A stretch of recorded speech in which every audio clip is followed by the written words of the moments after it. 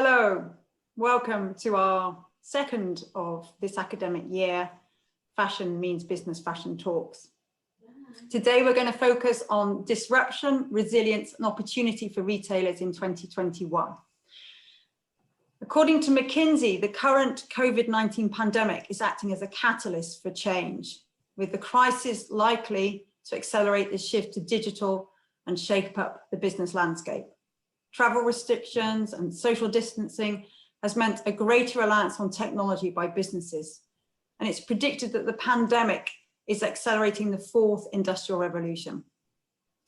The pandemic demands the fashion industry shift its business models and strategies to mitigate the downside risk of doing business while being positioned to exploit the opportunities. One key risk that requires managing is the need for fashion businesses to adopt leaner and more agile supply chains. And this has resulted in fashion businesses shifting their attention to product lifecycle management. So with great pleasure that I welcome today Nate Flemming, Vice President Marketing of Bamboo Rose, who's going to give us further insights into product lifecycle management. Welcome, Nate. Thank you for joining us. Great. Thank you, Hannah. Thank you for having me. And thank you everyone for joining and for your interest today. As Hannah alluded to, my name is Nate Flemming. I'm the Vice President of Marketing at Bamboo Rose. I'm based out of Boston, Massachusetts. Have been with Bamboo Rose for about 2 years, working on marketing, strategy, and really industry analysis. And so excited to talk to the group today about what I've seen in recent months and weeks as retail and fashion has really experienced an undeniably turbulent and challenging year. But I think what I've started to see in the second half of the year in Q3 and Q4 is the start of innovation and opportunity and change in retail in reaction to some of the challenges that we've seen in the first half of the year. So obviously, even in recent days and weeks, we've seen additional tough news for retailers, but I also think we've seen a lot of opportunity for innovation, and we've started to see retailers taking action, making investments, and really getting ready for 2021 and looking to succeed in 2021. So just a little bit more about Bamboo Rose. We're a global software company that works closely with retailers, brands, and manufacturers, helping them really ideate, develop, and deliver products to market as quickly as possible and at the highest margin possible. And so if you look at our community of clients and partners, we have about over 250,000 users on our platform. We have more than 50,000 client and partner companies collaborating and interacting on our platform. And there's more than $1.2 trillion in product that's managed within our platform annually. And you'll see we call ourselves the only multi-enterprise platform for the retail and supplier community. I'll talk a little bit more about what that means on the next slide. So when I talk about a multi-enterprise platform, it's really this vision that the Bamboo Rose founders had about 2 decades ago. They were former fashion and retail industry professionals. They worked in sourcing and logistics and product management. And they saw a lot of opportunity around the ability to collaborate closely with your deep ecosystem of business partners in the retail environment. So they experienced a lot of challenges collaborating and transacting with their various business partners in their retail jobs. And they saw an opportunity to bring digital connection and collaboration between those partners to really drive a lot of value for retailers internationally. And within that multi-enterprise platform architecture, we have 5 business applications that support 5 specific business processes. So first and foremost is our B2B Marketplace. That's a solution where you can quickly discover and collaborate with suppliers on product assortment. Once you've gone through that process, identified suppliers, identified products, we have PLM and sourcing applications that allow you to design and price that product, ensure the quality of that product, and also ensure the compliance of that product and the legality of that product based on what market you're selling it into. From there, we have an order management capability that really helps retailers to transact with their suppliers and other supply chain partners from a financial perspective. And then finally, we have a global trade management application that allows our clients to easily manage the logistics of product, moving product from freight carriers to distribution centers, moving product from factories to freight carriers, and also maintaining the compliance of that product around import and export from different regions and geographies. So that's really our technology backbone. But a lot of what I'll talk about today are the business dynamics that our technology supports, as well as the processes and skills and strategies that we see retailers needing to be successful in this incredibly challenging and really new era in retail that we've seen in recent months and weeks. So if you look at Bamboo Rose's client base, and then I'll sort of move on to those industry dynamics, you'll see that we play across the retail spectrum. We support hardlines retailers, we support food retailers, but really at our core has always been fashion and apparel.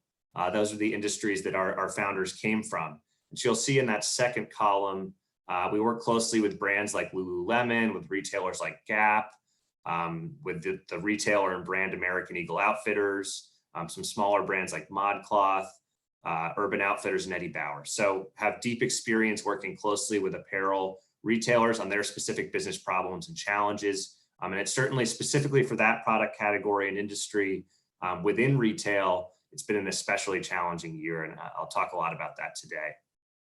Additionally, I should mention our client base tends to be retailers over $500 million in revenue, typically north of $1 billion in revenue, with a large amount of SKUs and complex supply chain dynamics. We found that the nature of our software, the nature of our platform, the business problems that our clients encounter really only emerge as they scale and grow from maybe a mid-sized retailer to an enterprise retailer or brand.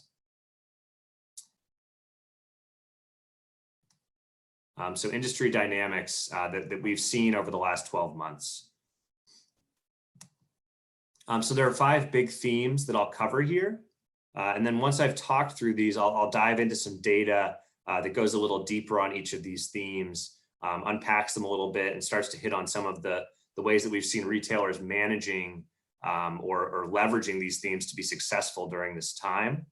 And then from there, we'll run through some case studies that will outline some ways that we're seeing our clients actually take action on these themes, leveraging, again, our software, but also ways that they're able to collaborate deeply with their business partners, ways they've adjusted their processes, ways that they've thought about their skills and their digital strategy as an organization. So really a much deeper conversation than just technology, but technology is an input to it, certainly. So the first theme on the top left, and I think one of the most important and interesting to me, is really the realization of a need to develop new revenue streams and new business models. We've seen retailers and brands really continue to be pretty focused on in-store sales over the last decade, despite the understanding that e-commerce at some point will become a much larger piece of their revenue pie. And so now in recent weeks and months, we've seen a lot of scrambling to catch up from that perspective, despite the fact that they had years and years to prepare for this dynamic. Just last week in the States was Thanksgiving, which was also really the kickoff to holiday shopping. And if you look at some of the statistics we've seen, digital sales were up 21% over last year, while in-store sales obviously dropped rapidly. Stores in the United States aren't closed, but there's certainly restrictions on the number of people that can enter the store. And we're seeing a large chunk of the population that certainly isn't interested in shopping in store. And so we've really seen that move to e-commerce spending. Online spending year over year has been up 23%. And again, that's coming directly out of that in-store sales into digital, but also reflects the fact that there's some sales in there that are being lost. There's certainly a significant gap there. And then finally, 52% of shoppers said they'd consider using curbside pickup. To this point, from my perspective, curbside pickup was still a fairly niche service that retailers were just starting to roll out. And now we're seeing it as a major channel for retailers. And so they really have to react to that and manage that. In addition to meeting customers in new channels, I think there's also a dynamic where we're seeing brands and manufacturers and retailers also looking at whole new markets. We've seen some of our clients and we've seen the broader market really look to sell more to other businesses, adopt B2B strategies, and also stand up new brands or products quickly to react to changing dynamics in the market and changing consumer needs.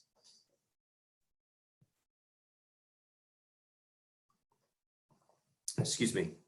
So the next theme I'll hit on is really around supply chain visibility to drive diversification.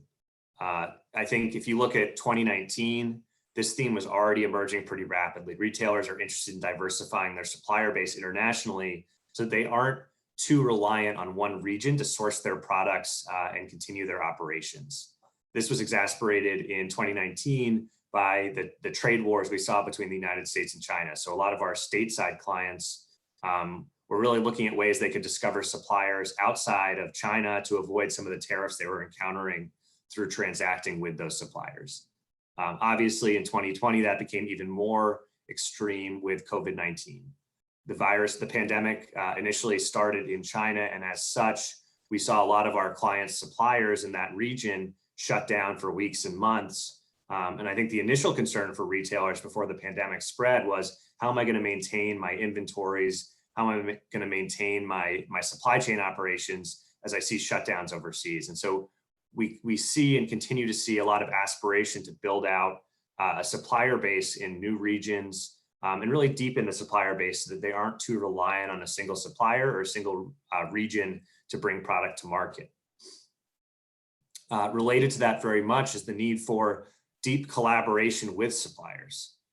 To this point, we still saw a heavy usage of in-person meetings, or rather up to 2020, we still saw a heavy reliance on in-person meetings, on overseas buying trips for different merchandise categories based on buying calendars. And so we still saw quite a bit of spend and time going into traveling overseas and meeting with your suppliers in person. Even prior to COVID, we saw a lot of opportunity to supplement that.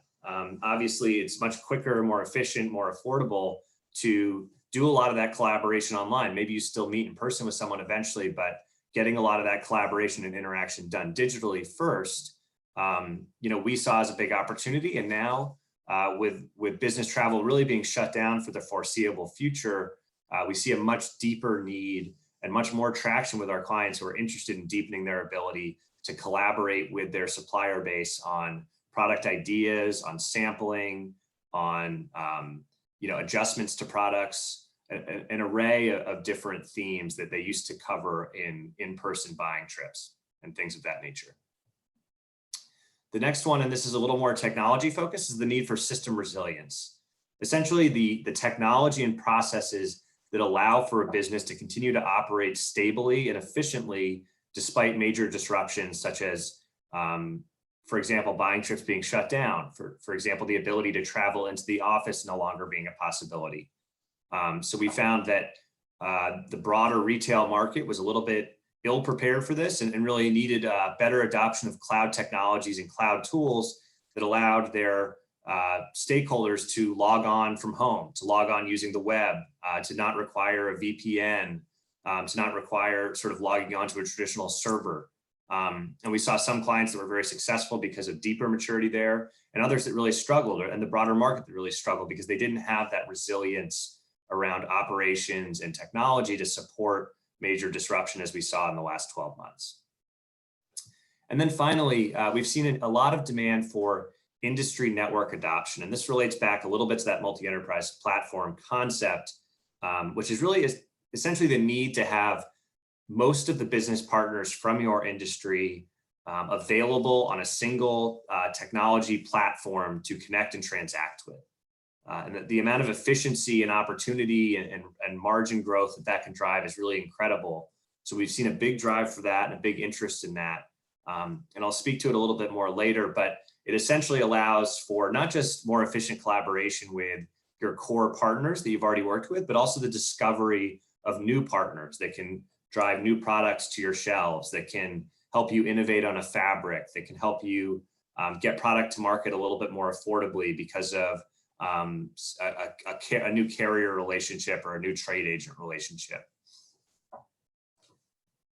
So now that I've run through these themes, I'll hit on some data points that support these and talk about how we've seen retailers take action to execute on some of these. So first, this is a survey that Bamboo Rose actually did in collaboration with Coresight Research, which is an industry analyst firm that focuses on retail and apparel. What we really wanted to understand with this survey was, and this was run back in, I believe, May or June, was, how has COVID impacted your priorities? What priorities have maintained despite COVID, and what priorities have emerged? And so you'll see here, we asked about their most pressing business issue over the next 12 to 24 months. And we saw some really interesting things elevate here. So first and foremost was supply chain agility and flexibility. And a little bit more about what that means.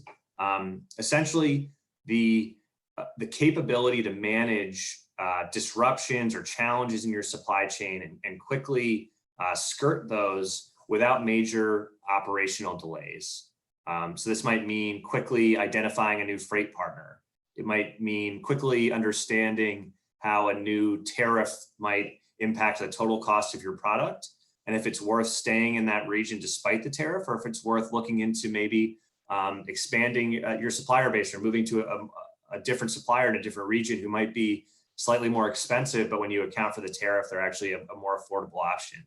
And the ability to take those actions and get those insights and access that data very quickly to make those decisions in minutes and hours, not days and weeks. And that sounds like a pretty basic capability, but when you look at enterprise retailers with large technology footprints, with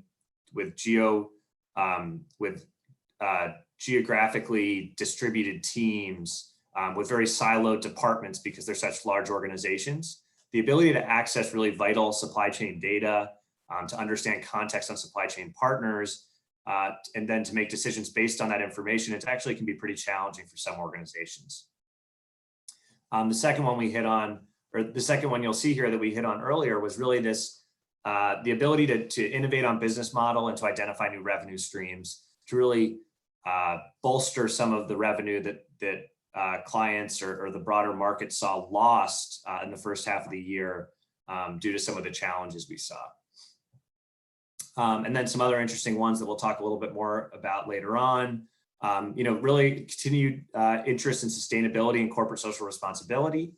And then also interest in sort of supply chain transparency and traceability as clients in the broader market look to manage the compliance of their supply chain partners, understand the ethical dynamics of their supply chain partners, and making sure they're not violating any national regulations around those dynamics. Just to hit a little bit more on the revenue stream concept we see here as the second input on the graphic. I talked about the emergence of curbside pickup, the emergence of e-commerce, things that have been around for a long time, but retailers probably hadn't invested in as much as they needed to, or really treated as their primary selling channel until they had to in the last 12 months.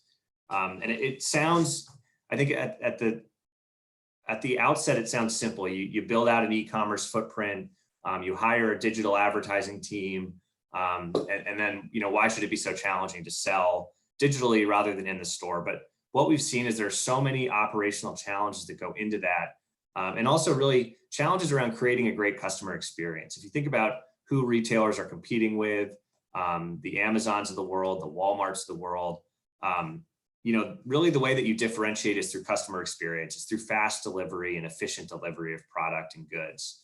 And that can be a real challenge for traditional retailers. And it's not as simple as just adding an e-commerce footprint. That really requires a lot of digitization of your supply chain, digitization of your ordering, visibility across store inventories. And these are traditionally very siloed departments, very siloed activities. But the ability to really move product through your supply chain efficiently and intelligently to get that product to the customer's front door or to the curb for a customer to pick up while still maintaining your margins has been very challenging for many retailers during this time.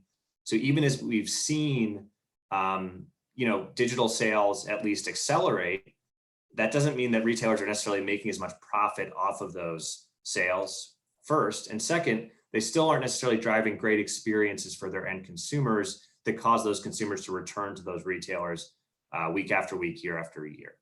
And so we see a lot of importance in sort of digitizing the back end, digitizing supply chain operations, creating visibility into supply chain operations, connecting supply chain decision-making with inventory levels at different stores and fulfillment centers as really key to driving successful e-commerce initiatives. We've seen some of our clients be successful there, and we've seen some members of the broader market really struggle there.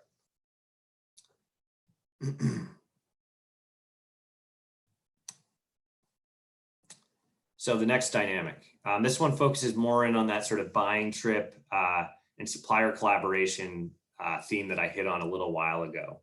And so you'll see this data on the left is from Digital Commerce 360. It's a publication that really focuses in on e-commerce for both B2C and B2B activities.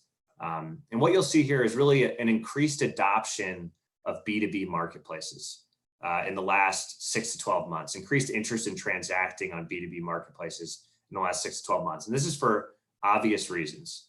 Essentially, retailers, brands, manufacturers have been forced into this dynamic because their traditional selling channels have been shut down for the time being. And it's not surprising that we see this dynamic. You know, oftentimes if you look at an industry, if you look at how different industries behave, especially those that involve consumers, you'll see trends emerge first on the consumer side. So we've obviously seen a high prevalence of e-commerce, of digital transaction on the consumer side for well over a decade. And then a much slower adoption on the business side. And we see that again here with B2B marketplaces, but you know, we're seeing this massive change and disruption in the market really push B2B marketplaces forward.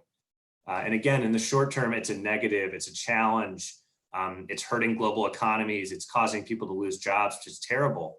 But in the long term, it will drive innovation and maturity in some of these industries that really needed to grow and learn and change the way they operated to be successful in the modern retail economy that we live in today. Another interesting piece that I saw from McKinsey recently that really hits on the same topic.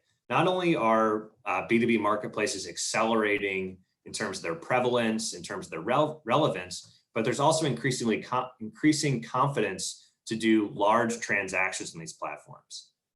So this stat on the right shows that about 70% of respondents to this survey indicated that they would spend more than $50,000 on a self-service or remote or digital interaction. And 99% acknowledge that they would be adopting some level of digital B2B marketplace in 2020 and beyond.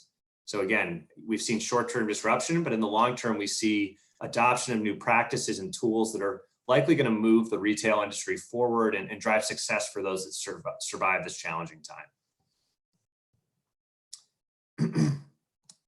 The next piece is around corporate social responsibility. So I think an interesting dynamic we've seen, certainly in the United States, has been that COVID has accelerated the expectation that private institutions must play a role in public health and environmental health. And for better or for worse, I think we live in a world where it's not just up to governments, but also up to corporations to drive responsibility about, again, not just a global health crisis, but also broader environmental concerns that are going to disrupt their customers' lives as well as their operations and their ability to be successful ultimately. And so we see this, this sentiment really across geographies, across cultures. Most consumers agree that they really expect environmental awareness and environmentally friendly operations, deeper efficiency in terms of supply chain strategy and supply chain operations from the retailers they buy from.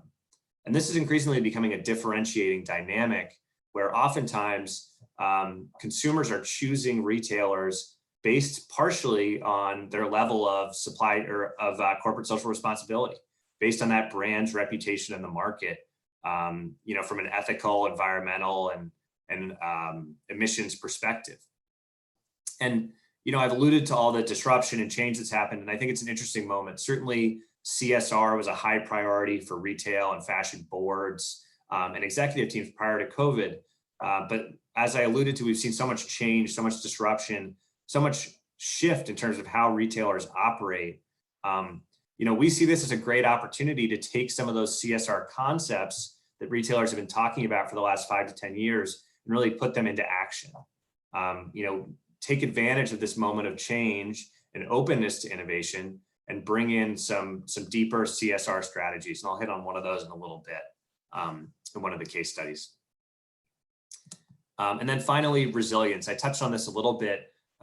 Resilience is really the ability from a technology, process, skill set perspective, culture perspective to maintain operations, to maintain success, and to even drive forward innovation despite major disruption, whether it be geopolitical, pandemic, environmental, et cetera. And so unfortunately, what we've seen is retail really lags here. It's been a decidedly slow industry in terms of adopting some of these technology tools that might allow you to manage disruption more effectively. And what we've also seen is those retailers that did invest in some of these tools proactively were able to be very, very successful amid this pandemic, while many other of their competitors struggled significantly. And so I think it's one of our goals at Bamboo Rose to work deeply with our client base, to work deeply with the market, to really drive deeper resilience when the next challenge like this emerges, so that there isn't so much revenue loss, there isn't so much inefficiency in terms of the ability to meet customers in these new channels. So again, this is from a Accenture study earlier this year, and it's certainly something that we've seen come up several times in recent weeks and months with prospects as well as with clients. Okay, so now I'm just going to hit on some case studies that kind of build out on some of the concepts we've seen here and show how retailers can take real action, can shift their strategies to be successful despite some of the challenges that they've seen in 2020.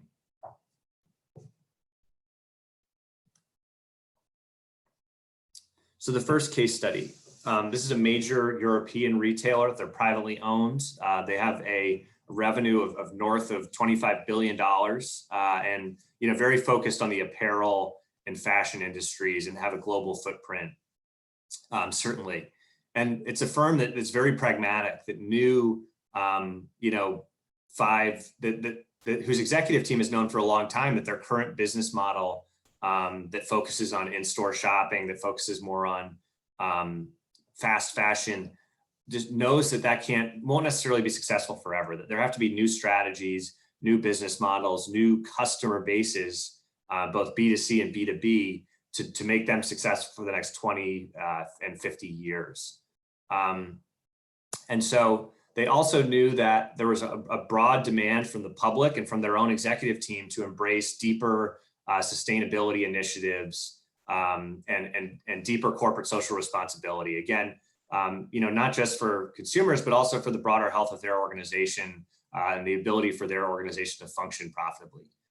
And then finally, as many fashion retailers talk about, there was a need to maintain agility to consumer trends and fast changing consumer expectations, not just in terms of the channels consumers are buying from, but also style and broader fashion trends.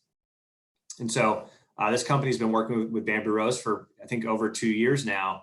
And what they've done is they've developed a digital B2B service that takes their deep supply chain maturity and leverages the oftentimes sustainable supply chain relationships that they've developed overseas because of their scale and because of their maturity in the market, and allows smaller brands to access or tap into those operations around product development and supply chain. And so this, again, it takes their corporate social responsibility initiatives and it opens it up to a broader market of smaller brands that maybe couldn't afford to take that level of environmental responsibility. Additionally, it opens up new revenue streams for this organization. They're able to sell this service to smaller brand businesses rather than their primary revenue stream, which is obviously focused on selling product to consumers. And finally, it allows them to, by working closely with these small brands, to maintain more agile and responsiveness to changing consumer trends, which obviously smaller fashion brands are going to be more responsive to than they can be as a large multinational corporation. And so this is a really interesting example to me of a technology sitting in the middle and taking supply chain partners on one side and connecting them with brands on the other. Sort of this many-to-many dynamic we've seen in consumer scenarios with, say, Amazon or eBay or Alibaba, and applying it to a B2B concept. And so we're really excited about this, and we think it's a really good example of, deepening corporate social responsibility maturity, but also the ability to innovate on revenue stream and innovate on customer base in a really exciting way. And something that I think becomes more prevalent as B2B revenue streams became much more relevant in 2020. So the next case study, Kohl's is a department store in the United States. They sell apparel, soft goods, hard lines, often located in sort of mini malls or in malls themselves. And Kohl's is a company we've worked with for a long time, but we've been really interested in how the story has evolved with COVID-19 in recent months. And so some of the challenges that Kohl's came to us initially with were really, classic PLM challenges. It was long product development cycles. It was a lot of time and energy interacting with suppliers and collaborating with suppliers and having to input information from suppliers into Excel spreadsheets or emails. It was inefficiency and really a lot of the classic challenges you hear with the PLM software scenario. And so we were thrilled to work with them now, I think for over 10 years, and really help them get their system up and running in about 6 months. They were able to aggregate information from Excel and email files and bring them into Bamboo Roast to drive a lot of efficiency and really a single source of truth as they collaborated on different products they were bringing to market. They did a study, an ROI analysis in early 2019, and they found that using our system, they were able to increase productivity around style setups by 40%. They also saw that their sampling process was improved by about 60%. So really reducing sampling iterations and being more efficient in the physical samples they had to manage. And then, the really interesting piece, though, I think comes around COVID-19 and the ability to manage the COVID-19 crisis, leveraging our system as sort of the technology tool that supported them and their stakeholders as they move to working from home. So first and foremost, because it's a cloud tool, they were able to keep working from home without any disruption, any technology challenges, able to easily use the system from their web browser. But the really interesting piece is that agility and responsiveness to the market, the ability to quickly meet new consumer needs and expectations. So obviously now, a solid chunk of the population is working from home. And this means they have new clothing needs. They're not looking for office wear or formal wear. They're looking for leisure wear. And so what Kohl's has been able to do is stand up a new athleisure brand, FLX, that they're launching in early 2021 to tap into that spend the consumers are going to be doing on athleisure wear that maybe they would have done at another store or with another brand otherwise. And we've seen with Kohl's really a lot of success around building out private brands, and for retailers, I think that's been a big way that they've been able to drive revenue and differentiate from competitors is standing up private brands that can be more profitable, that can drive consumers to the only place they can get the product is from their stores. And so we've seen a lot of success using our system to do that. And with COVID-19, that became even more prevalent and urgent because of that need to be responsive to new customer expectations that have really changed practically overnight. So the next one I think is really interesting and really relevant to the fashion industry. So this really hits on material first innovation and an increasing demand or interest from our client base to leverage materials as a differentiator in the market. And so we've seen a lot of interest in performance materials as broader populations have gotten more interested in fitness, looking for clothing that really fits that need. Again, kind of very linked to that athleisure concept that I mentioned on the last slide. With athleisure or leisure clothing, maybe they're looking for softer materials with athletic gear, maybe they're looking for more of that performance material.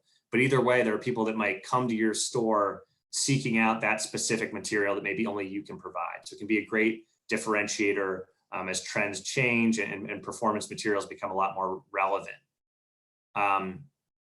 Additionally, there's the ability to offer recyclable materials. And so, as I hit on, consumers are increasingly seeking out brands that they feel share their values, that are thinking about the environment.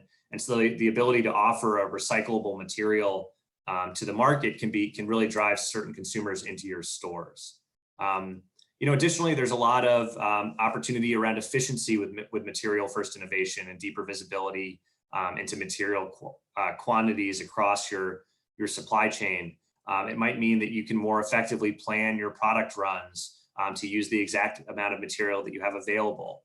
It means you might not have a miscommunication on the amount of product you can build, or if you're running out of material at one mill, you can maybe ship it from another mill. And so we see a lot of ways that material first innovation and more of a focus on materials can differentiate brands in the market and drive consumer traction, but also save brands money and create more consistency in their supply chain operations and their inventories. But this is a challenging concept. It's a new strategy, and it means a lot of and there's a lot of challenges that come with interacting with your broader supply chain and supplier base and trying to stand these up. So here you'll see, so for mills, there's a lot of difficulty in terms of forecasting the types of materials and the levels of commitment that buyers and suppliers are going to take month over month, year over year. For inspection firms, there are unclear protocols for each inspection site. And there are also issues in taking and assessing disparate data from each client around inspections of different types of materials. For trade agents or trade companies, there are issues around managing disparate material demands across customers, brands, and wholesalers, making sure that they're securing volume pricing for materials across customers, while also making sure they have enough material for each customer. And then for suppliers as well, there are challenges. There's issues managing the quality of product to meet retail standards, and there's issues overseeing delivery of material for production across several factories. And then finally, for the retail buyer themselves, they're potentially taking on the financial burden of each order. They're forecasting and allocating materials to each factory, which takes a lot of context and data input. And they're aligning production, again, with ever-changing market trends and trying to be responsive to market trends, while also proactively developing products so that they can keep their shelves stocked. So we've seen, several of our clients take on this approach with us, and we've seen some exciting results that not just drive value for that core retail client, but also drive value for the broader ecosystem, which again improves adoption of the system and improves data quality. And so for mills, they're able to reduce sourcing lead time, reduce cost, and keep material on hand. For inspection companies, they're able to better understand inspection protocols and more efficiently deliver inspection results to different clients on one platform. And for buyers, they can really, depending on their strategy, they take different benefits. If they aren't proactively buying the material, they can track cost and inventory levels without taking financial responsibility. Or if they've chosen to buy the material up front, they can auto allocate materials to factories based on trends, production starts, and ports of destination.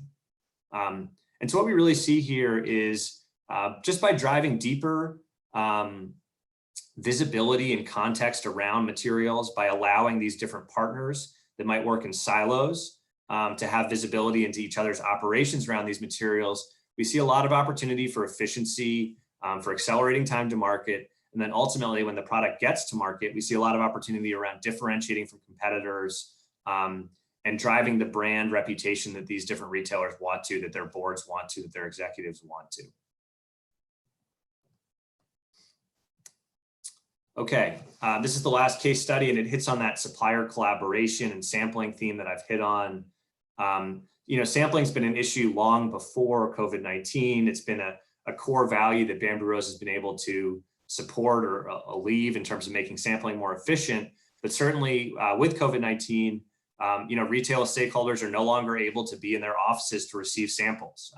We've heard about a lot of our clients having to drive into the office, pick up the sample, and then head home, which again, in an already inefficient process of shipping products and goods overseas, which can take days and weeks. Having to drive in to pick up the product from the office just adds another layer of complexity, of inefficiency to that.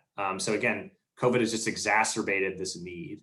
And so, typically the challenges we heard around sampling were oversampling, too many iterations, miscommunication on each sample iteration, which meant that there had to be another one, which cost more money, which took more time, which extended the product life cycle longer than it needed to be.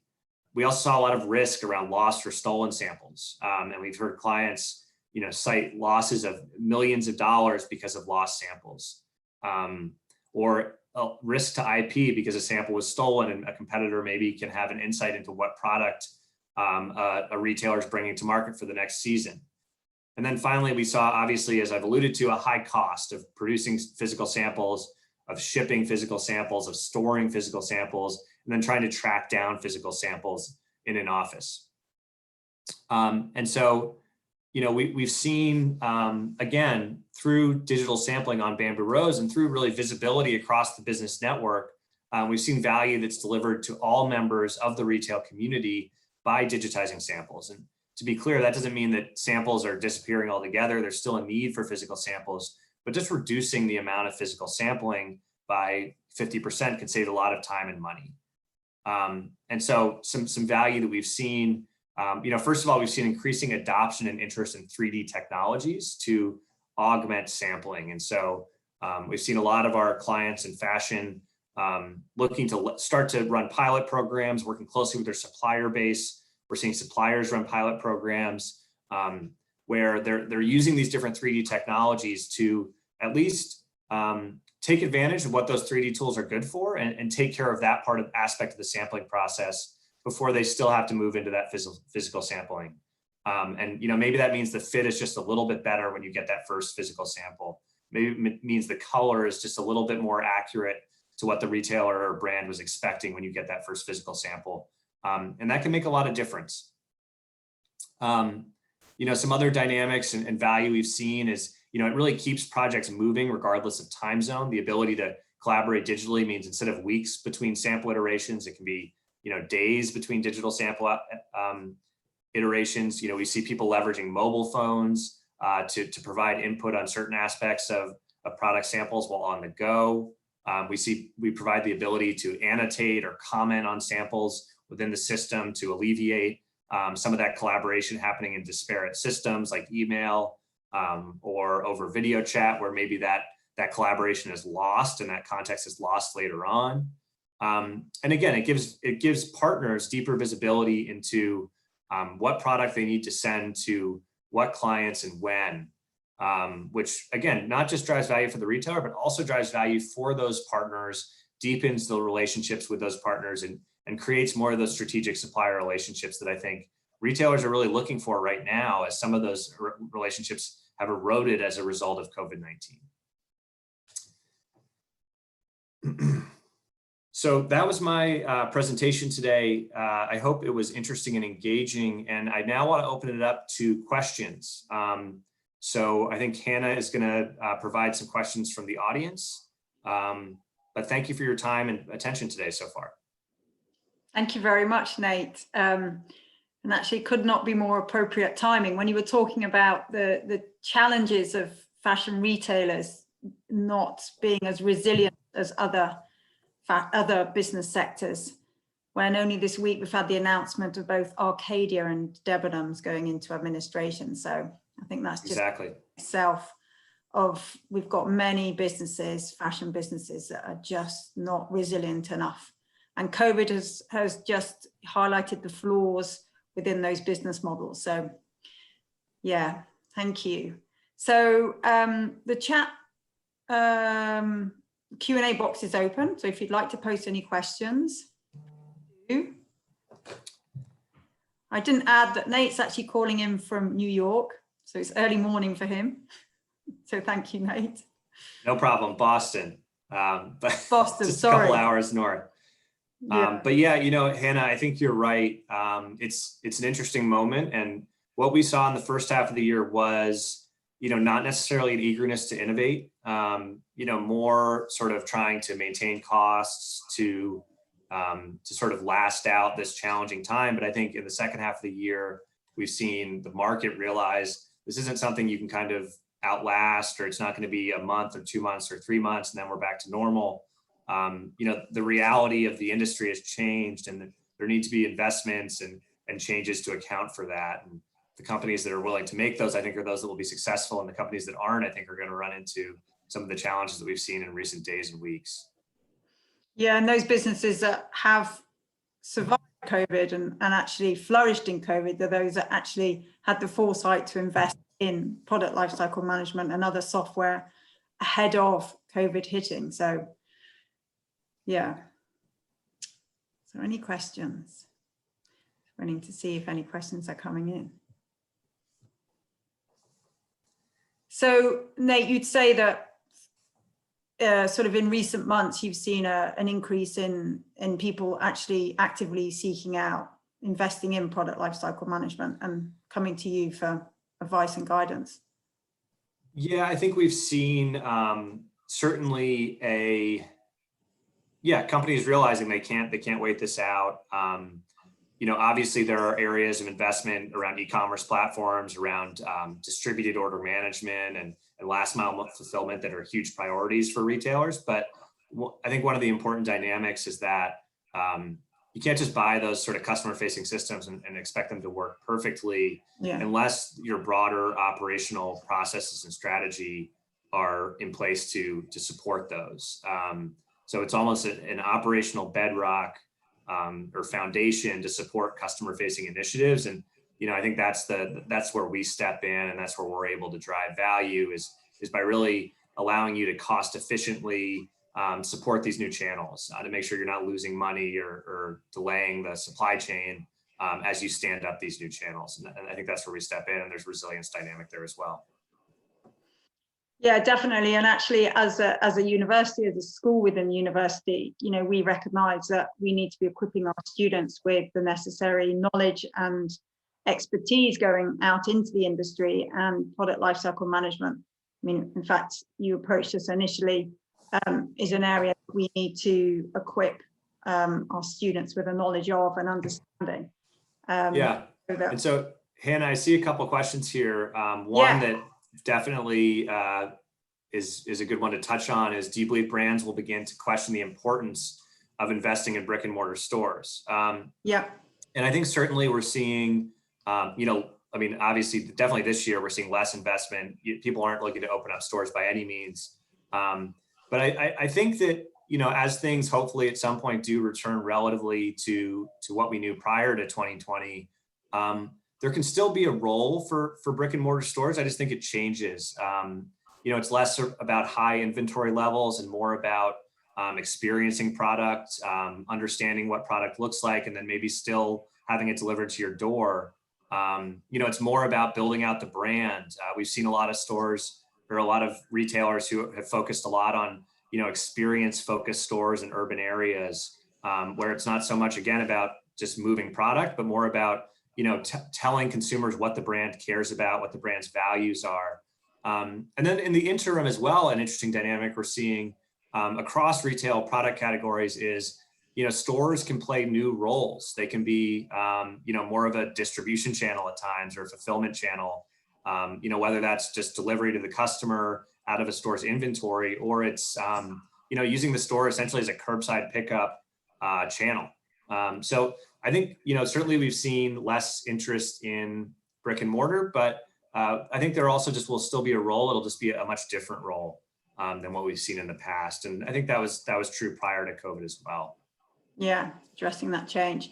I have a question here that's come in that's asking, with the digitalization of fashion industry, what do you predict will be the future of the market in, say, 10, 20 years? So, have you got that crystal ball? Will virtual clothing's become a thing, or will AR dominate the industry?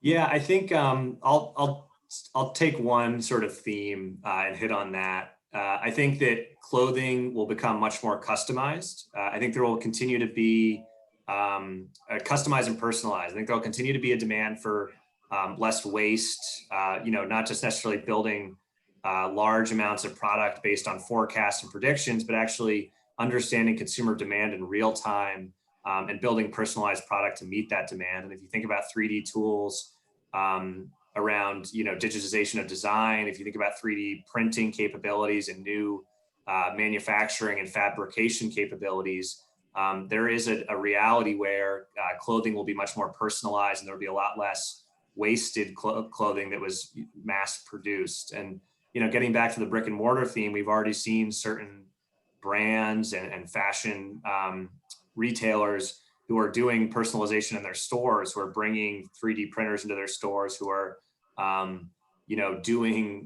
putting holes in jeans in their stores, doing things to sort of bring that personalization dynamic at a sort of low level. But I think that will accelerate significantly, and it'll help with the environmental impact of retail, while also helping retailers connect more closely with their consumers. I think that leads very nicely onto our next question from Ella Sharp. There's been an interest in production on demand, almost made to order, so consumer to business to consumer. How could a PLM support this? So great question. Yeah, very linked to what I was just hitting on.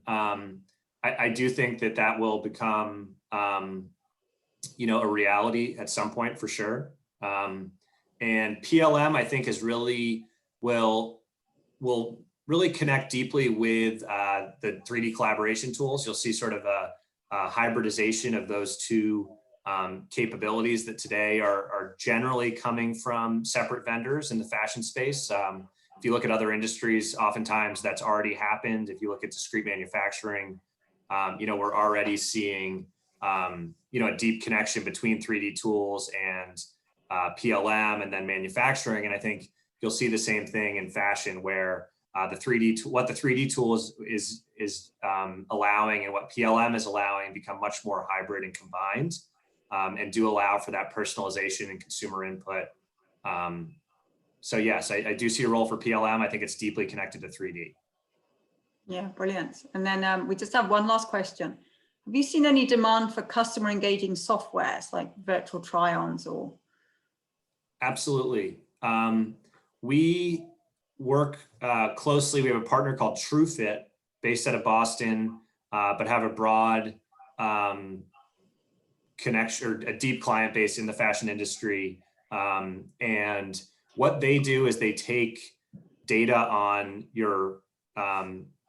they take personalized data on sort of what product has fit you in the past. So, they might ask you, would you rather, and excuse me, I'm going to use stateside examples just because of my own knowledge, but, does a J. Crew shirt or a Brooks Brothers shirt tend to fit you better? Do you wear a J. Crew large but a Brooks Brothers medium?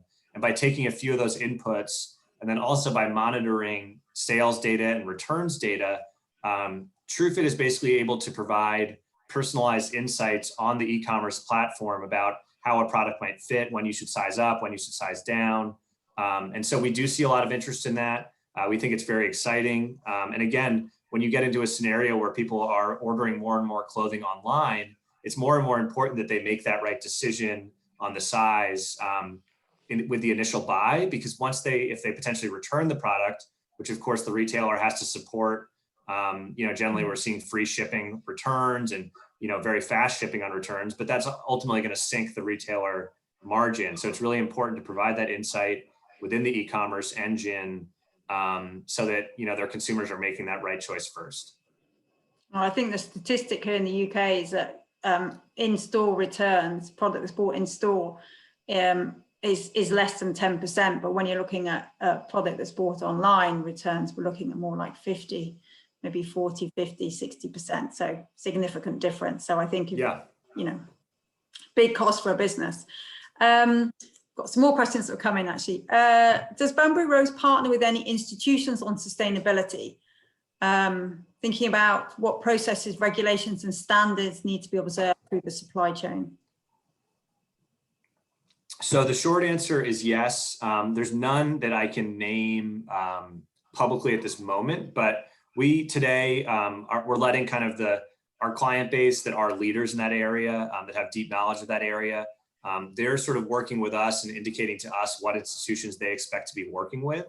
What institutions they expect that they would like to be adherent to, and then we're working with those institutions to ensure that those standards are populated on our system, so that retailers can maintain adherence to those regulations and ensure their supplier base are maintaining adherence to those regulations as well. In the near future, we will have some announcements that go into a little more depth on that topic, but they're just not quite live yet. But essentially, retailers can indicate the different regulations and institutional standards that they want their supplier base and partners to be adherent to. And then our system allows them to manage that and continually check that in an automated way to reduce risk around that. And then how will the evolution of technology in product lifecycle management change the role of the fashion buyer and merchandiser? I think, yeah, go on. Yeah, I think it's, first, openness to technology. Some of those roles, there's understandably been a feeling that it's largely a gut feel approach. And so I think, PLM tools and other tools will allow, deeper data input into some of those decisions around assortment and product strategy. And so the ability to analyze that data, to pull out that data, I think will be important. Also 3D, 3D is an area where it's a skill set we see the suppliers taking on a little bit more today.